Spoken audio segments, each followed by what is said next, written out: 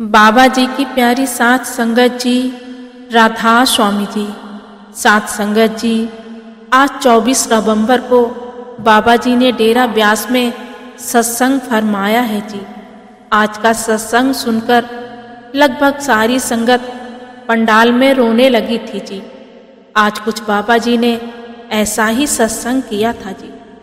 जिस संगत ने सुना उन्हें पता चला कि बाबा जी ने कैसे विरह के साथ आज का सत्संग फरमाया है जी। संगत जी, मैं शायद उसे शब्दों में ठीक से व्यक्त ना कर पाऊं जी, लेकिन फिर भी मैं आपको बाबा जी के द्वारा किया सत्संग साझा कर रही हूं जी। साथ संगत जी, जब बाबा जी स्टेज पर आए तो शब्द चल रहा था, तन भी तेरा मन भी तेरा। उसके बाद बाबा जी ने सारी संगत पर दृष्टि डाली और फिर सत्संग शुरू किया। आज बाबा जी ने स्वामी जी महाराज की बाणी ली, धुन सुनकर मन समझाई। इस पर 1 घंटा सत्संग फरमाया है जी। बाबा जी फरमाते हैं कि ये स्वामी जी महाराज की बाणी है। स्वामी जी हमारी हालत देखकर कहते हैं कि इंसान जो कुछ करता है वे मन के अधीन होकर करता है, इसलिए जो हमारा मन कहता है हम बार बार वही करते हैं। आगे बाबा जी एक उदाहरण देते हुए कहते हैं कि इस मन को मैल लागी काला होया सिहा, हम अपने द्वारा किए गए कर्मों के बोझ तले दबे हैं और अपना असल भूल कर बैठ गए हैं। फिर बाबा जी ने फरमाया, मन हमारे काबू में नहीं है, इसलिए हम जो कार्य पूरा करना चाहते हैं वे नहीं कर पा रहे हैं।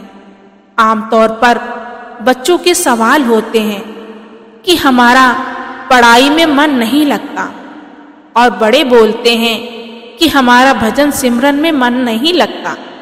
वे इसलिए क्योंकि हमारे मन के ऊपर इतने प्रभाव पड़े होते हैं और उन्हीं प्रभावों के कारण हम जो करना चाहते हैं वे नहीं कर पाते। अब हम सोचें कि जो मन दुनियावी चीजों में लगता है वे अलग है, और जो मन मालिक की भक्ति में लगेगा वे अलग है। वे मन तो एक ही है। यहाँ पर कबीर साहिब ने फरमाया था, कबीर मन तो एक है, चाहे तहाँ लगा, चाहे गुरु की भक्ति कर, चाहे विषय कमाओ भाव, कि मन तो एक ही है।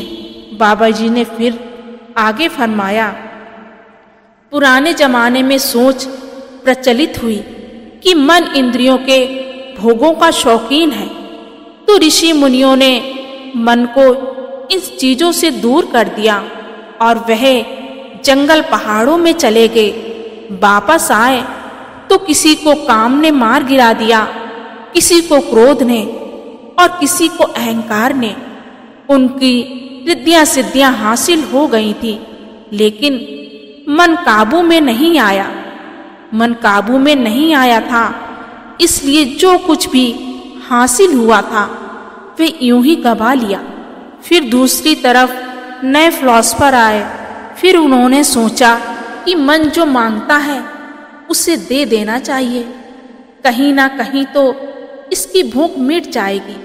लेकिन वह भी इस चीज को समझ ना पाए कि मन तो एक अंधा कुआं है, इसको जितना दोगे इसकी उतनी ही भूख बढ़ती जाएगी।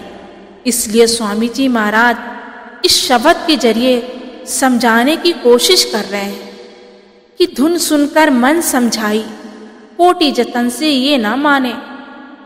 भाव मन को काबू करने का सिर्फ एक ही रास्ता है, और वह है शब्द की कमाई, नाम की कमाई।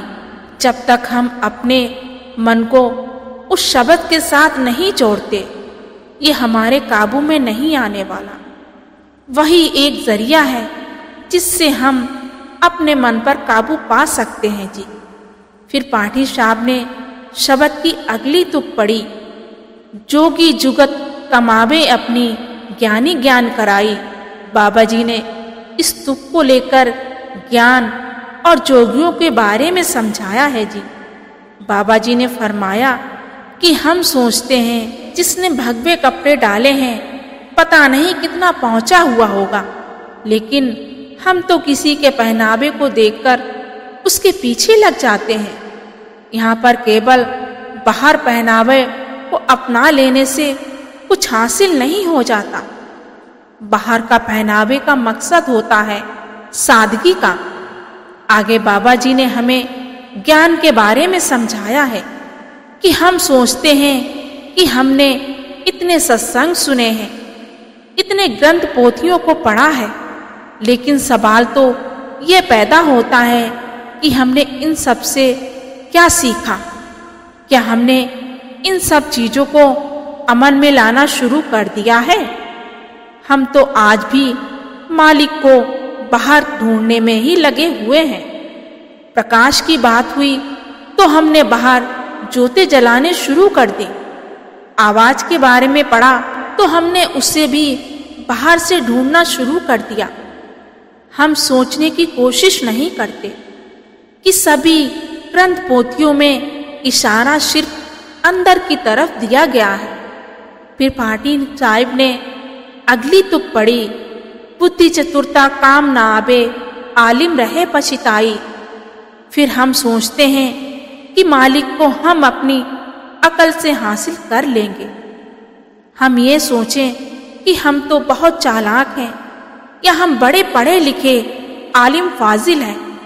हम अपनी अकल के जरिए उस मालिक की करनी को समझने की कोशिश कर रहे हैं, लेकिन विचार करके देखो कि उस समुद्र के सामने एक बूंद की क्या हैसियत हो सकती है। गुरु घर ने फरमाया था, बड़ा वही होता है जो सच को जानने सोए। अगर हम मालिक की करनी को समझना चाहते हैं, हमें पहले उस अवस्था तक पहुंचना पड़ेगा। उस दायरे में जाएंगे तभी हम उस मालिक की करनी को समझ पाएंगे जी। लेकिन अभी तो हमारा दायरा बहुत छोटा है।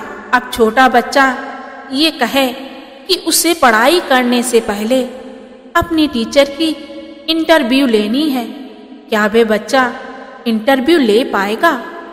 उस बच्चे में अगर इतनी अकल होती तो उसे टीचर से सीखने की क्या जरूरत थी? फिर बाबा जी ने आगे फरमाया है कि हम तो लंबी चौड़ी प्लानिंग कर लेते हैं कि हमारे बाल बच्चे बड़े हो जाएंगे या बिजनेस अच्छा हो जाएगा तो हम भजन सिमरन कर लेंगे।